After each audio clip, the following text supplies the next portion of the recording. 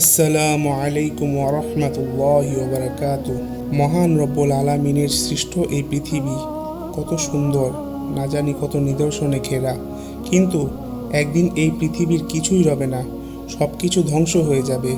আর সেই দিন হবে কিয়ামত, যেই দিন ইসরাফিল আলাইহি ওয়াসাল্লাম তার সিংহায় ফুৎকার দিবেন। মহান আল্লাহ তাআলা কুরআন মাজিদে কিয়ামতের আলামত সম্পর্কে অনেকগুলো আয়াত নাজিল করেছেন এবং হযরত মুহাম্মদ সাল্লাল্লাহু আলাইহি ওয়াসাল্লামও কিয়ামতের আলামত সম্পর্কে বলে গিয়েছেন।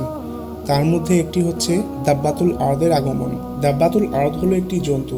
দাব্বাতুল আরদ শেষ দিবসের আগমনের অন্যতম লক্ষণ হবে। সূর্য পশ্চিমে ওঠার পরে এটি প্রদর্শিত হবে, যেখানে জন্তুটিকে প্রথমবারের মতো দেখা যাবে। পবিত্র কুরআনে সূরা নামলে এই পশুটির উল্লেখ আছে এবং হাদিসে উল্লেখ করা হয়েছে।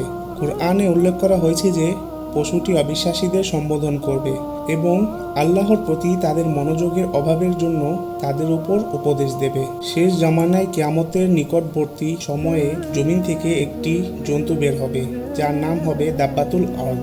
এটি হলো কিয়ামতের একটি ভয়াবহ আলামত। এটি মানুষের মতোই মানুষের সাথে কথা বলবে। পশ্চিম আকাশে সূর্য উদিত হওয়ার পর তওবার দরজা বন্ধ হয়ে যাবে, তখন এই জন্তুটি বের হবে। তওবার দরজা যে একেবারেই বন্ধ হয়ে গেছে এই কথাটিকে চূড়ান্তভাবে প্রমাণ করার জন্য সে মুমিনদেরকে কাফের থেকে নির্দিষ্ট চিহ্নের মাধ্যমে আলাদা করে ফেলবে। মুমিনদের কপালে লিখে দিবে মুমিন এবং কাফেরদের কপালে লিখে দেবে কাফের। পবিত্র কুরআন মাজিদে রয়েছে, যখন কিয়ামত নিকটবর্তী হবে তখন আমি তাদের সামনে ভূগর্ভ থেকে একটি প্রাণী নির্গত করব। সে মানুষের সাথে কথা বলবে এ বিষয়ে যে মানুষ আমার নিদর্শন সমূহে বিশ্বাস করত না। ইবনে কাসির বলেন, আখিরি জামানায় মানুষ যখন নানা পাপাচারে লিপ্ত হবে, আল্লাহর আদেশে পালন বর্জন করবে এবং দিনকে পরিবর্তন করবে, তখন মহান আল্লাহ তাআলা তাদের সামনে এই জন্তুটি বের করবেন।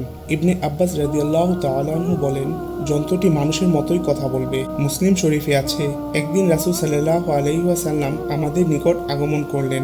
আমরা তখন কিয়ামতের আলামত সম্পর্কে আলোচনা করছিলাম। তিনি বললেন, যতদিন তোমরা 10টি আলামত না দেখবে ততদিন কিয়ামত হবে না। 1.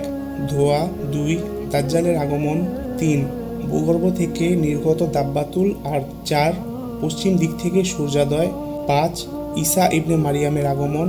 6. ইয়াজুজ ও মাজুজের আবির্ভাব। 7. পূর্বে ভূমিদর্শন। 8. পশ্চিমে ভূমিদর্শন। 9. আরব উপদ্বীপে ভূমিদর্শন। 10. সর্বশেষে ইয়েমেন থেকে একটি আগুন বের হয়ে মানুষকে সিরিয়ার দিকে হাঁকিয়ে নিবে। হযরত মুহাম্মদ সাল্লাল্লাহু আলাইহি ওয়াসাল্লাম বলেন, দাব্বাতুল আরদ নামক এই প্রাণীটি বের হয়ে মানুষের নাকে একটি চিহ্ন দিবে, অতঃপর মানুষেরা পৃথিবীতে জীবনযাপন করবে। প্রাণীটি সকল মানুষের নাকেই দাগ লাগিয়ে দিবে।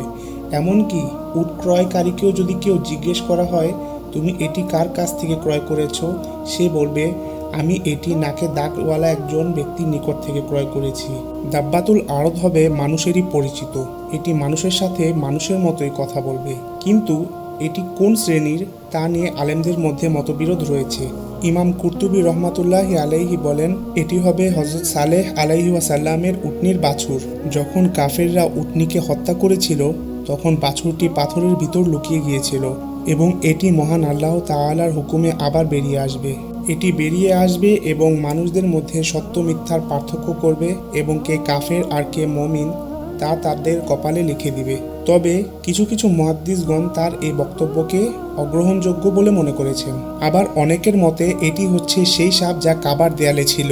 যখন কুরাইশগণ কাবা ঘর নির্মাণ করার ইচ্ছা পোষণ করেছিলেন তখন এই সাপ তাদের বাধা হয়ে দাঁড়িয়েছিলেন। তখন একটি পাখি এসে সাপটিকে নিয়ে যায় এবং তাদের কাজটি সহজ হয়ে যায়।